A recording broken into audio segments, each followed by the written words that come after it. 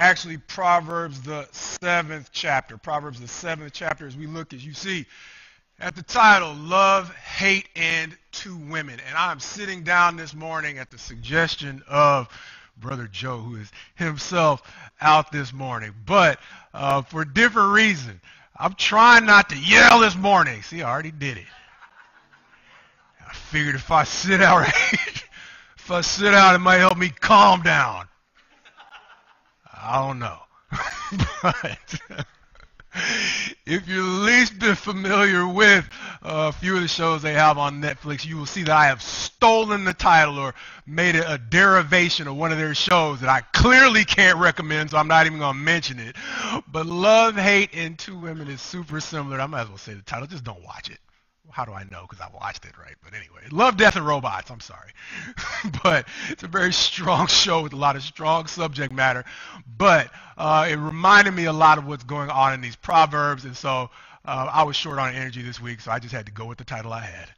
And Love, Hate, and Two Women describes these Proverbs in the sense that, like I told you, we're talking about a tough subject this week.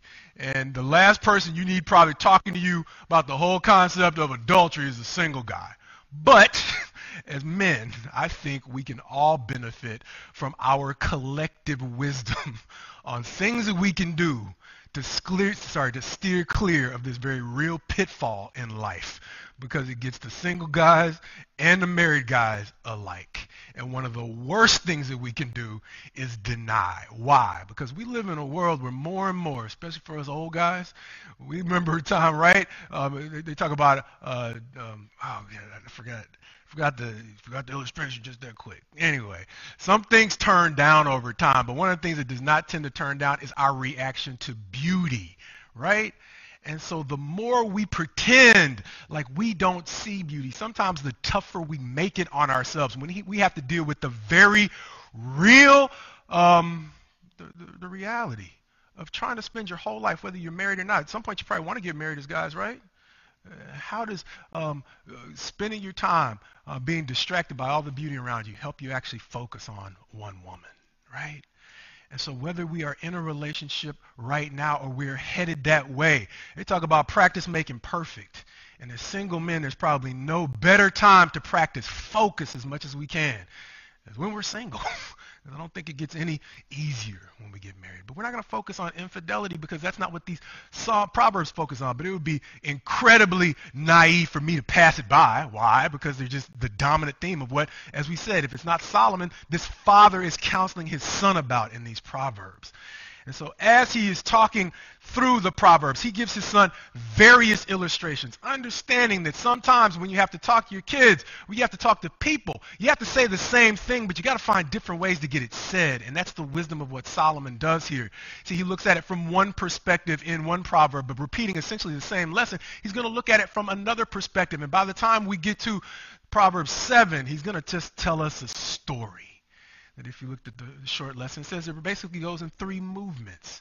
He's going to start off talking about a young man who he saw, for all practical purposes, minding his own business. But then he is going to talk about the woman, the wayward woman, sometimes talked about or described as the adulteress. And then in that third movement, he is going to describe how she closes the sales pitch. Got a chance to walk around with Brother Barry and Sister Belinda yesterday at the festival. We ended up seeing this guy. He was an incredible salesman of his brother's artwork. And I was like, Brother Barry, you might want to pick that guy up. He might be able to move some merchandise for you. And so that's what we see, however, in Proverbs 7. He's going to describe the sales pitch in that third movement of this story, where he's trying to counsel his son against falling prey to the words of a persuasive woman. So if we can go to Proverbs 7. We're not going to talk about that third movement, the sales pitch. We're going to talk about some of the things that she says before she closes the deal. And since we're moving through a number of Proverbs, I'm going to ask you to read that second movement that runs roughly from verses 10 through 20 on your own time, because I'm just going to focus on verses 18 and 19, where she says, "Come, let us take our fill of love till morning. Let us delight ourselves with love." Verse 19. "For my husband is not at home. He is gone on a long journey." First tip, brothers, if you can't do it in front of the husband, You already know. Now, there's some things that you're going to be able to talk about in private, but it's a huge red flag if the invitation that you're getting to spend time with this woman focuses on a time when her husband ain't around.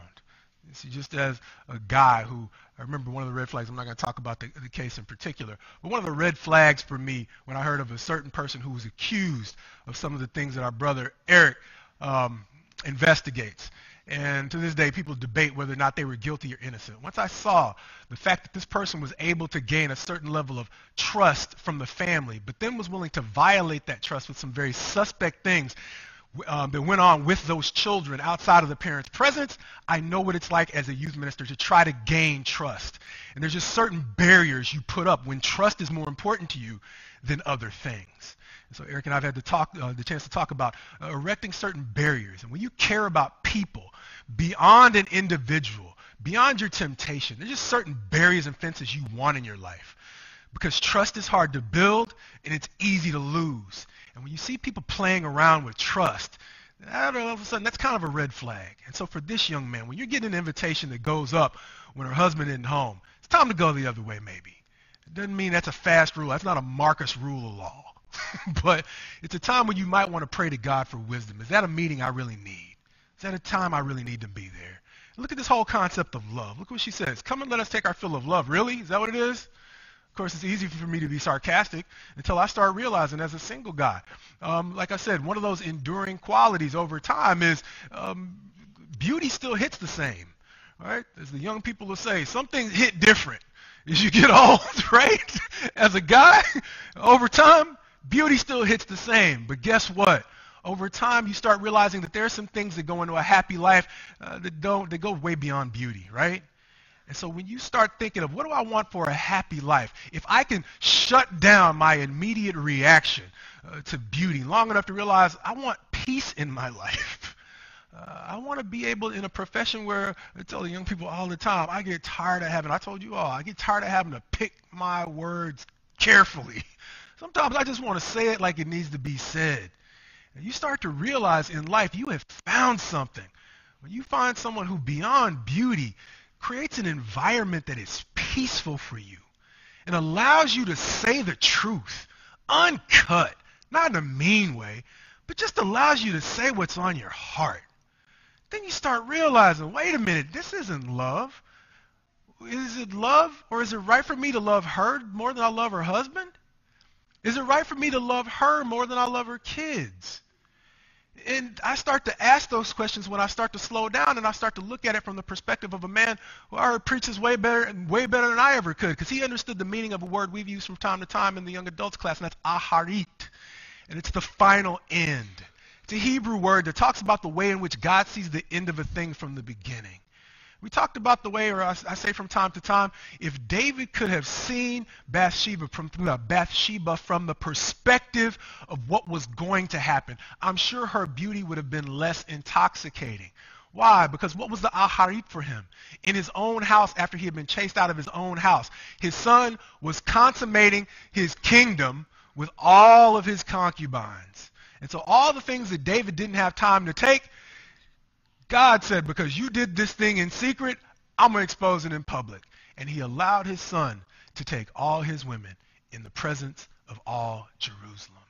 I have a feeling that if David saw an image of Absalom with all his concubines on his roof at the moment he saw Bathsheba, he would have a very different emotional response to her beauty. And see, it's easy for me to talk about now. I'm in front of the church, right? I'm not at home. I don't have to do the battle with my keyboard. I don't have to do the battle with the algorithms of whether or not I'm looking for it. They're sending things my way because they know I'm a dude. They probably have a pretty good idea I'm single. But that's the battle we have, right, fellas? Once we leave here, we're not going to have somebody around us 24/7. And the algorithms aren't fair. They're designed to help us slip. They're designed to make us stumble because they sell more products with my temptation than they do with my fidelity to God and to my friends, right? They don't care about you. They don't care about me. They're just trying to keep me engaged, and they know my temptations. And so with that, it doesn't help for me to pretend that I no longer see beauty, because I have to be prepared for the next time I actually see it so that I can have a healthy response to it. And if I can understand the aharit, the end from the beginning, then my emotional response to beauty changes from stimulation to pain, because I know what it's like to have to rebuild a reputation. I know what it's like to have to try to overcome the damage that's done when barriers are broken. I know what it's like, fill in the blank, because you know what it's like too, to try to restore a trust that's been broken. And so if we can focus more on the end of a thing, at the moment we see the physical beauty, I have a feeling that our emotional response will shift to something that steers us closer to fidelity and faithfulness.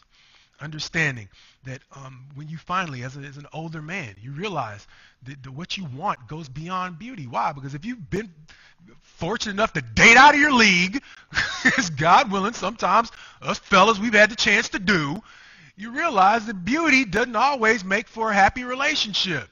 Yeah, right? Sometimes it just comes with a whole different set of bags, different set of baggage.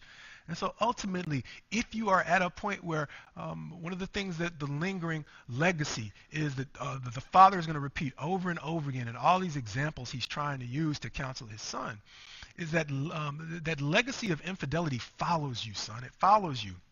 And the example I thought of really just this morning, maybe just this weekend, was regardless of what your opinion is about Kobe Bryant, the thing that he was still struggling with after his death was the way that his legacy gave fuel to his enemies. And so understand, one of the things that staying away from adultery does is it disarms your enemies. It gives them one less thing to drag up after you're no longer around to defend yourself. It gives them one less thing to pick at. When people are writing or telling the story of who you were. I don't know who Kobe Bryant was. I never met him. I wasn't a huge fan, but I do empathize with after being gone, not being able to defend myself anymore. And the last thing I want to do is arm my enemies. And that's one of the things that Solomon over and over again is cautioning his son. He's like, this one sticks with you, bruh. This one you don't get to just shake off and just move on. Because no matter how successful you are, people can they can throw your name up in the conversation for the greatest of all time. But that is always going to have the asterisk of infidelity, even at your passing. And these things are easy for me to say. Once again, sit up front of church, pray for me when I have to go and fight on my own.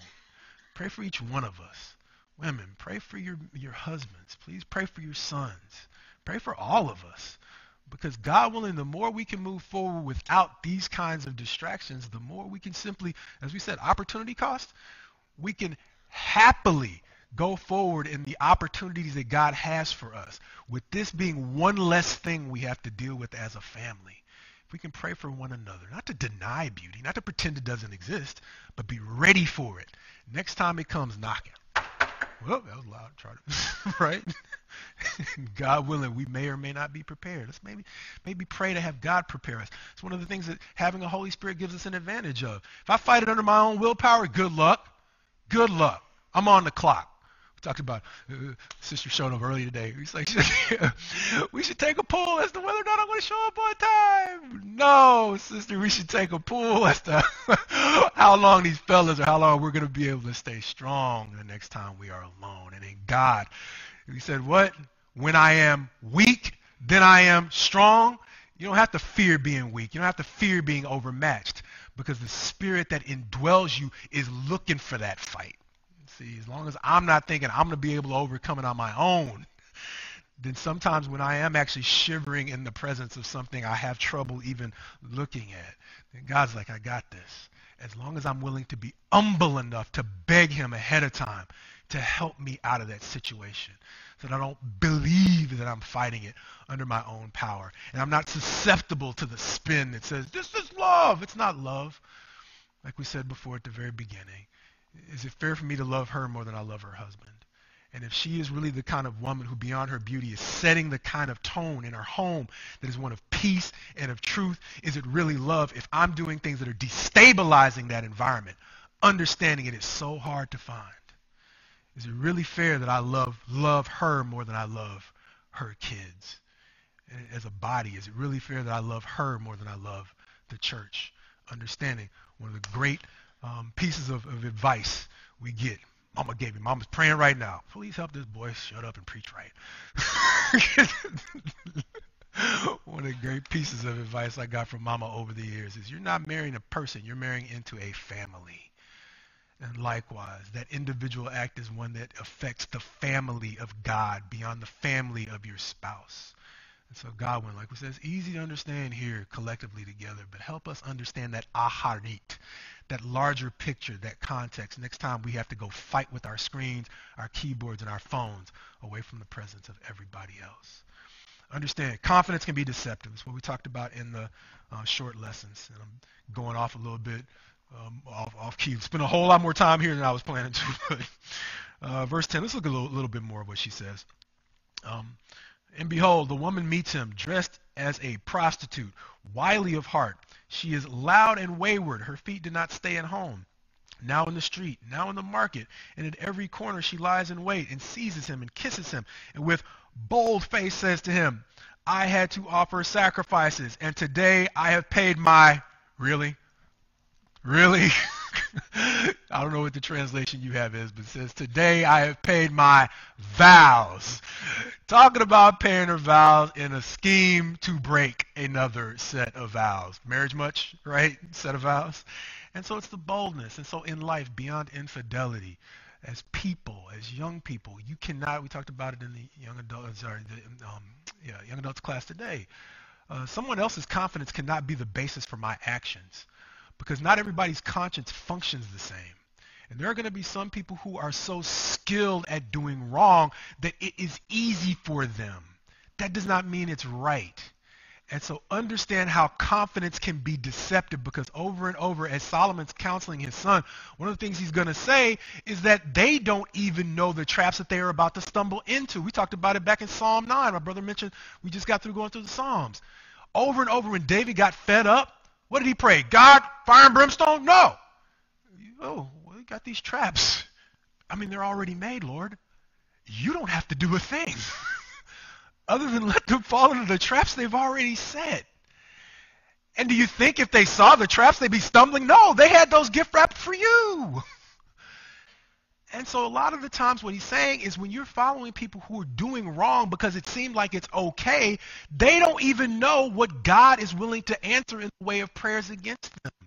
It's not fire and brimstone. It's not lightning. It's not the next great economic catastrophe. It's just that trap they've got gift wrapped for somebody else is the trap that God is about to re-gift to them. And if you hitch your wagon to them, God is fair. You get to go there too. Yeah, right?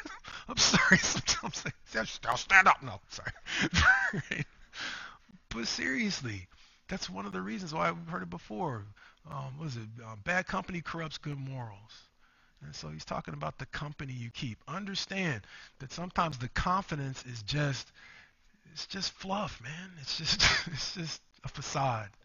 Sometimes people who are super confident are just as scared as you are. They just don't want to let you know. And they don't have it planned out any better than you do. They just don't want to say it. So you got to be careful about letting someone else's confidence have you blow past the red flags that God has raised in your life. Peer pressure is cool because it ends at about 20, 30. Yeah, good luck with that. Good luck with that. I think we deal with that lifelong. All right, I got to keep moving on. Sorry. But let's back up to chapter 6, because beyond the love, one of the most deceptive things that I think I confront now as a preacher is this concept of hate. And it's not because we don't get a chance to see it all around us. We live in an environment. Preaching on hate's easy. It's everywhere. But that concept that there are some things that God actually hates, sometimes it's tough for us to actually buy into. But it's true. It's part of the Bible. How do you know? Proverbs 6, verse 16. There are 6 things that the Lord hates. 7 that are an abomination to him. Haughty eyes, a lying tongue, and hands that shed innocent blood. A heart that devises wicked plans. Feet that make haste to run to evil. A false witness who breathes out lies. And one who sows discord among the brothers. What do you notice about that? What do you notice about that? Well, it's the Bible. There's a lot to notice. Marcus, what's the point? Well, out of 7 things, 5 are things and 2 are people. And so we get to a point where we believe that God's love is so big that it covers everything I do. And it is so big that it can cover everything I do, but it's limited by the scope that he has set. He literally says in the book of John, we talked about it, chapter 1, verse 7, one of my dead horse verses I beat from time to time. If we walk in the light as he is in the light, the blood of Christ cleanses us from all sins, or we have fellowship with one another and the blood cleanses us from all sins. It is really a parallel to what he talked about going back to the Sermon on the Mount. There's this narrow way, this straight and narrow path. The blood is not cleansing me wheresoever I love the song, wheresoever my footsteps roam. That's cool, but the blood is cleansing me where he says it is because he's God. See, that's just how it works. That's just how it works. It cleans where he says it cleans. It doesn't clean wherever I say it goes, because there's some things he hates. And beyond some things, proud look, a lying tongue, hands that shed innocent blood, a heart that devises wicked schemes, feet that hurry to run to mischief, then the people, a lying witness who testifies falsely, and one who sows discord among the brethren. If you think God's blood is cleansing you walking that path, I can't help you. I can't help me, because I have my own temptation to make the word say something it doesn't. And so ultimately, when he is saying that there's some things he hates, that means it's time for me to get up and move to another part of, not necessarily town, not necessarily the world, but another spiritual place in my walk with God. I don't know how much more clear the warning can get. And so ultimately over time, because we have been so conditioned to deconstruct the Bible, we had some great questions this morning about Catholicism, right? And one of the places I went was, it would be disingenuous for me to rail on Catholicism if I didn't look at all the ways that we are tempted to dismiss the pieces of the Bible that we don't like the same way that they do. We just use different tools sometimes, right? And so anytime the word is challenging me to make a serious change, I think I say it from time to time. I think I have it hard enough. And one more change is not what was on my agenda for this week. And so when I read a part of the Bible that's calling me to make a change, guess what I get to do? I get to draw on all my great biblical learning to reinterpret that into something that fits what I'm already doing. That's what some people are like, I'm really reticent on this whole preaching school thing. Which one did Jesus go to? Yeah. Well, no, where did Peter graduate from? Yeah. And if he used them to make the 12, we got Paul, great, one of 12. And he was a replacement. At the end of the day, anything can become a tool for me to dismiss something I just don't want to do. And all, like they said, Paul, your great learning has made you nuts. At some point, all my great learning can be the tool through which I stay in a place that is unsafe in my relationship with God if I don't fundamentally put my mind and heart in a position that when I see this word saying something, I decide that I need to be the one to make a change, no matter how tough my week has been. And so understand, when he's saying there's 6 things the Lord hates, 7 he despises, he's saying this is danger, bud. And here's the danger. It's tucked in the middle of a passage that's talking about a whole lot of other things. And so I could be a great Bible student, and I could preach a great sermon on, let's talk about debt. Because in the first few verses 1 through 5, he's talking about the dangers of debt. And then in the next few, he's talking about the dangers of delay. Go to the ant, you sluggard. That's a famous passage. Folks will like that. And then, oh, wait a minute. Here we go. We could talk about the adulteress some more. Why? Because he's talking about it again here at the end. And I could conveniently just completely smooth over and blow past that part where it's talking about there's some things that God actually hates. And if these are things that I'm doing, or if this is the person I've become, I need to beg him to help me out of that circumstance. But going on. Chapter 9. One of the reasons why I think it's so important is because one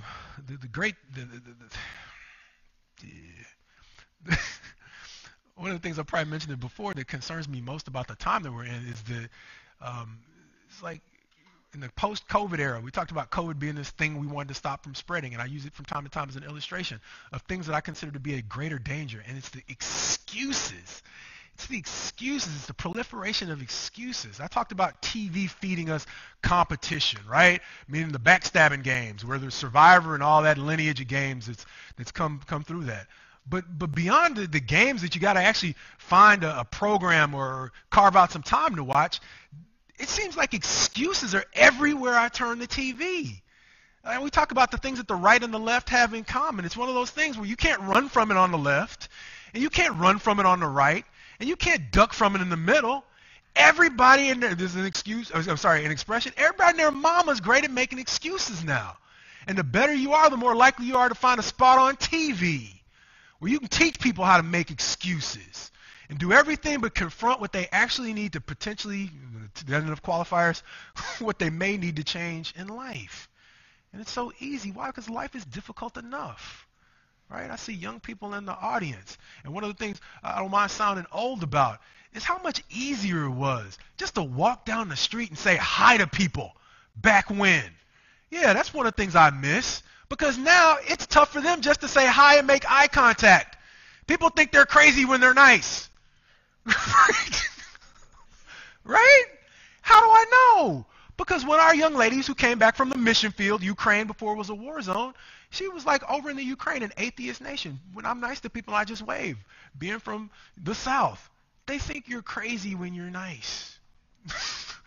But guess what? We've caught up. Because that's the generation they're growing up in now. You want to know what the common denominator is? They were already atheists. We don't have to say it. The evidence is mounting around us. When the kids feel more comfortable bringing a gun to school and shoot somebody because they're upset, then they feel just saying hi to people they don't know. We're way closer to that than we may realize, right? And so they're growing up in an incredibly difficult environment. And so the good old days may be one of those things we want to be careful of, but there are some things that are good about the old days. Why? Because it's not just because they were the good old days. It's because to the degree we were actually living in a relationship that was closer to God, then maybe he was guiding us into some things that may be a little bit more normal than the normal we're working with now. Maybe it was good when we realized that this whole thing about love that he was talking about wasn't cheesy. It just lets my kids have normal, healthy, social interactions that they don't have to fight and find a way to struggle to get. And so ultimately, when we're talking about this whole concept of peace in chapter 9, he's going to go back to this whole concept of the two women. It's no longer two women physically. The adulteress is now not really a part of what he's talking about. The two women are wisdom and folly, so now it's metaphorical. And he's talking about, how do we know? Verse 1, wisdom has built her house. She has hewn her 7 pillars in verse 1 of chapter 9. But like we said, it's two women. In chapter 9, verse 13, he's going to say, the woman folly is loud. She is seductive and knows nothing. She sits at the door of her house. She takes a seat on the highest places of the town. And understand as you go through this, let's look at this. I mentioned it a little bit in the short lesson. There's one key distinction. They're going to share some similarities. First of all, who are they calling to? They're both calling to the same target market. Verse 4 for the woman wisdom. Whoever is simple, let him turn in here. To him who lacks sense, she says, come and eat of my bread and drink of the wine that I have mixed. However, the woman folly, oh, lo and behold, verse 16, same target market. Whoever is simple, let him turn in here. And to him who lacks sense, she says, stolen water is sweet, and bread eaten in secret is pleasant. Understand, we got one woman who is working and one woman who is just, as we used to say back in the day, spitting game. She's got great lyrics. It's what the word he spent the last 6 or 7 chapters talking about. She's got persuasive speech. And so look at what wisdom does. Wisdom, verse 1, has built her house. She has hewn her 7 pillars. Brother Barry, holy number, often references completeness, maybe completeness of wisdom. She has slaughtered her beasts. She has mixed her wine. She has also set her table. She has sent out her young women to call from the highest places in town. What's Folly doing? She sits at the door of her house. She takes a seat on the highest places. Don't hold your breath for looking for a little much more out of the workday, right? And why? What are we saying? No, that you should enjoy it, retirement if you're retired. No, enjoy it, because at some point you had to work to get to retirement. But also understand that there are some red flags for things that you need to look for that go along with wisdom. And diligence is one of them. How do we know? Because over and over again, Solomon's been talking about diligence and the way in which being diligent about seeking God has all these benefits. It's not cheesy. It has practical value for your life. Why? Because when you hit crossroads, why are crossroads matter? No, that's a different one. There's one of these Psalms where he talks about how wisdom calls out at the entries and the gateways and all these entrances, which to me, just like we have an entrance to that door, if you look at metaphorically in life, life is going to present you some new opportunities. And it seems to be saying that wisdom is calling out to you before you enter those new opportunities. We mentioned it last week. John Mayer's song, Gravity, goes to a point in his life when he realized there seemed like there were maybe one or two doors into opportunity, but there might have been hundreds of doors offering him a way out. And not just a way out, a miserable fall out of fame and all the things he had worked all his life to try to get. And so understand what Solomon is saying sometimes. He is saying that wisdom stands at the door of your next opportunity. And if it's not just the next opportunity, sometimes life just brings you crossroads, things that, if you're honest, just make you scratch your head and wonder, which way do I go? And understand, when he's saying wisdom is there, oftentimes wisdom looks like, when he's going to talk about wisdom existed before the creation of the earth. He's going to talk about the way in which wisdom was there as God was creating the earth. And he's still going to describe it as a her. It almost looks like a helpmeet. I don't want to be sacrilegious or read anything into it, but it's literally describing wisdom as the female presence with God at the creation of everything. And so if you realize that he's telling you to this day, wisdom is still at your crossroads in your life, when you're scratching your head, that's just a sign to start praying again, because it's giving you an idea of what God is willing to do in the way of answering prayers. These are moments that may make my stomach churn, but these are also moments when Solomon is telling me that God is willing to answer if I am willing to listen, and God willing, I have not led the kind of life that Saul led when he was at his crossroads, right? At the prophets of Baal were at when they were at their crossroads. Because I can't just get to the crossroads of the new opportunity and start yelling out to God. See, he sees through that. He sees the fact that I'm willing to cry out at the right moment, coupled with the life that I was leading on my way there. And that is what seems that these wise men are telling me, these wise people are telling me, opens the doors for God to tell me, first of all, let that fear trigger your prayers. And then two, praise God. When he says your labor is not in vain, those are one of those moments when you can realize, oh, wait a minute, he's not just saying that. It's not just poetic. I'm not just waiting to see it on the other side. At the moment when I really need him to answer a prayer, those are the times when I get a down payment on that house, right? I get a down payment on that whole my labor is not in vain. Because heaven's one thing, but I need him to answer me right now. And the life I lead up to that next crossroads has everything to do with whether or not he's willing to answer. But understand, he's going to say that there are two types of hearers. Hanging between these two women, wisdom and folly, in verses 7 through 9.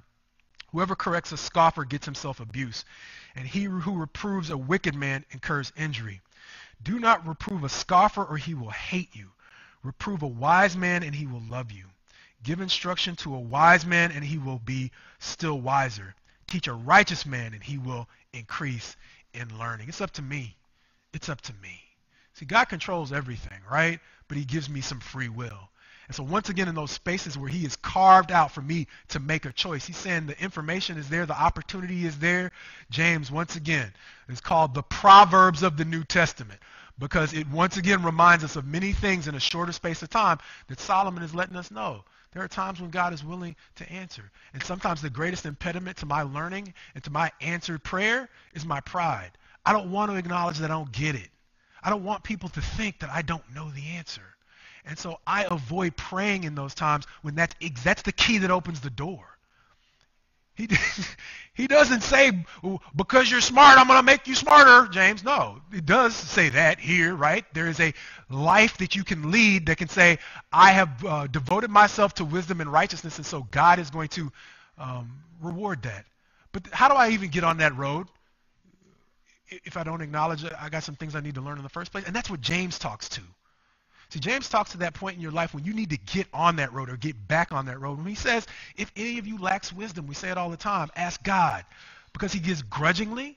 No. Just like he tells us to be a cheerful giver. He loves a cheerful giver. He cheerfully gives wisdom when we acknowledge that we don't get it. Why? Because he's looking beyond the answer. What's the answer going to do to my ego? We say it from time to time, right?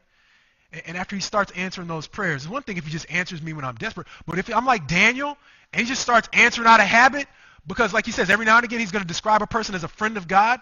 As I start walking with God more as his friend, and he's just answering on reflex. You remember there's scriptures that say, before I even call, he's going to answer me? When I start finding myself in those spaces, how's my ego going to do? So sometimes he makes me stumble and crawl back to those places where I need him. So I get into the habit not only of receiving whatever wisdom he has for me, but I receive it with the proper heart and the proper mentality, that I don't stumble in the great portion of gifts that he's begun to give me. And so he says, if any of you lacks wisdom, just as much as I need that hunger for wisdom sown into me, what happened? Solomon had it right at the very beginning. What did he pray for? It's a famous prayer as a young man, made king. How can I understand how to lead this people, Israel? Had a great start before the first wife. But he had so many hits. You can probably make so many hit albums. Before, after a while, you start thinking I just sneeze hits, right? They just come out. And you forget the source of the love and the appreciation and all the gifts. And so when he is trying to, in my early years, just like Solomon, it's great to start humble, but he is trying to leave me enough stumbling to where I consistently understand that he is the source, so that I can grow in wisdom with the kind of humility that creates endurance. And see, that's the difference between the woman wisdom and the woman folly. We sometimes associate wisdom with poverty. Poverty's bad, trust me. But understand, when I was given the correct definition of poverty before I went overseas, it opened my eyes. It said, this is where many of you, quote unquote, missionaries are going to make a mess of the situations you're going to. If you think poverty is a lack of money, you're making a huge mistake. See, poverty is the inability to make do with the resources you have. When you have a person who has, like we said, a lot of folks are living on $2 a day. I don't know what it's like post-inflation, but people were really living that way. $2 a day overseas. Here, no, they were living some on $1.50 and $1 a day. You wouldn't believe it until you saw it. It's real. But here's the thing. Watching a husband and wife actually feed a family on $2 a day will blow your mind. And that's the wisdom that he gives you. See, it's not necessarily that he's going to make you rich, as much as he's going to give you a different perspective on what he has given you. That's the wealth. Because you can have more peace in a house that has less than a house that's living in abundance, that's burning through it. Trying to keep up with the Joneses. Trying to keep up, as they say, but Dave Ramsey, trying to keep up with folks who don't even like us. Right? And so ultimately, Solomon isn't saying it's a fountain of money. He says it's a fountain of understanding what to do with what you've got. And that brings us back to the peace. And so ultimately, when he's trying to guide us, it's easy for me to jump on Solomon being like, you got it wrong there. I know plenty of Christians are still broke. Do they think they're broke? Or has God given them the opportunity to wow you in how they can live off of $2 a day? Understanding all that. When she talks about the woman folly in verse 17, stolen water is sweet and bread eaten in secret is pleasant. It goes to that confidence thing again. I think that's one of the first things that comes to mind for me. It's that concept of, well, at some point the work's got to get done. And so if we don't see folly herself as being industrious, somebody's got to get the work done. And so that's one of the questions you want to ask yourself when you're hearing a great sales pitch, when you're hearing a great line, when you're hearing somebody who's got slick game. Well, who's actually doing the work? And guess why you're being recruited, bud? Because somebody's going to have to do the work. And if folly has gotten into the habit of having great game but not doing a whole lot of work, Guess who's not all of a sudden going to change your lifestyle just because you showed up? So behind the lyrics, you may want to look at what the organizational structure actually looks like. Who is actually doing the work? Because as they say from time to time, in organizations, don't be surprised if you see 20% of the people doing 80% of the work. And you might want to take a good look at your next opportunity to see what it really looks like past the benefits package, to understand who's really working and who really ain't.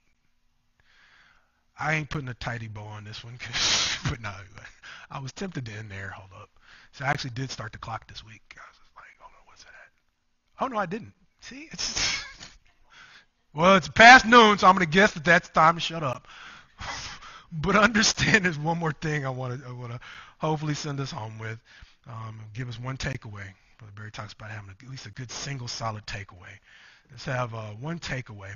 Understand the way in which over time, one of the reasons why excuses begin to bother me is not so much just because of the sake of, oh, I hate hearing them. Why? Because you put me in a tight enough situation, you'll start seeing me make excuses, right? That's just human nature. It's not like I've conquered excuses and you haven't. No. You put me in a tight enough bind, I make them too. I just don't want to give myself over to a lifestyle where I'm making excuses, and that becomes a crutch or a habit for me. And one of the reasons why that's so important is because if you look back in the story of God as he was leading the children of Israel out of Egyptian captivity, and by the time you get to the book of Numbers, Moses is exhausted. Why? Because he's pretty beat up at the thought or the work that has gone in to try to get the folks just this far. And Moses might not realize it, but at a place where the people of God have simply gotten in the habit of complaining to Moses and really God through Moses to get what they want, God says something interesting that helps potentially lift Moses' spirit and put the situation in perspective as he's about to lock them out of the promised land. And what he says is, these 10 times they have railed against me. See, what happened was, Moses was like, I did not create these people. Why are you burdening me with this responsibility? Like we said, I was happy being a shepherd, but plan A didn't work out for me. Plan B was going great. I was in my later years, looking to slow down. I didn't need to be the hero anymore. And if you showed me this I heart eat, I probably would have tried to say no, more than I did at that burning bush. But understand, when God says these 10 times, just because I begin to respin my departure from what God is asking me to do as some form of obedience, it hasn't become obedience. See, what they did was each time they offered a new complaint, each time they offered a new reason why they didn't want to do what God was asking them to do, they were like, well, grace is covering me. This is one of the reasons why I appreciate when my brother, not too long ago, he talked about grace, because grace is one of the things that's easy for us to forget. So I appreciate reminders about grace because it's easy in a world of condemnation to forget it. But understand that on the other end, the enemy has a spin on grace as well. And he wants me to dismiss or keep myself in safe places where, like we said, Proverbs 6 is warning me it's time to leave. These are not safe places. These are places I actually need to flee. And the reason why excuses are such a problem for me is I know in my own life, excuses, especially excuses about how much God's grace covers, has been the thing that has kept me staying put in places I need to get out of. And so understand, more important than that is what Israel did not realize is in getting locked into that pattern of these 10 times, they lost count, but God was still counting. And he wasn't just counting, he was getting, I can't say it. Yeah, he was getting ticked. And it's an understatement. Because ultimately what was happening is, just like David said it, just like Solomon said it, the traps that they were setting were the ones that God ended up allowing them to fall into. I didn't see that. Plug for the Bible Project. They helped me see that. They said, notice the way in which at the very end, before they got locked out of the promised land, God's judgment on them was answering their request affirmatively. When the 12 spies went in and only 2 came back with a positive report, and they had gotten into the habit of disobeying God, his final word on them locking themselves out of their own blessing was answering their own prayer. When they said, we will not go into the land, God was like, I'm through. And it was over. And that's why excuses terrify me. Because when we live in a world where every time you turn on the TV, you get somebody who's more and more skilled at teaching you how to make excuses, what they're really doing is helping you become more and more skilled at losing track at where your relationship is with God. Because you don't necessarily know, the more we make excuses, where God is really at with that thing that we're doing, or that habit that we're locked into, or that place where we've carved out for ourselves a place of mental or emotional safety. And with that, I will shut up. Because this is the time when the elders have set aside for us. Whether we come forward, whether we come forward for baptism, or we come forward just saying we stand in the need of prayer, God willing, you can go out this week helping or begging him to, one, help you understand times when he is willing to answer your prayers. But just as importantly, leading the kind of life that if you haven't been leading the kind of life where you're confident, I'm comfortable in I have a good conscience, not a conscience that I've seared, but a conscience that's really clear and asking or begging God to answer this prayer. That maybe starting to lead the kind of life that makes you comfortable going to God. Not based out of a worldly confidence you've seen out of other people who seem to be living in strange ways, but they still have the confidence to do things that just doesn't seem like that's consistent with somebody who should be praying to God. But you can have an organic confidence that comes from understanding that the more I see in this book, the more my life is starting to look like it. God willing, this week, you can make this the opportunity to begin to live a kind of life that allows you to make confident prayers that are confident because it's a confidence that comes from God, not from our friends, not from our circle, not from anybody else. As together we stand and sing.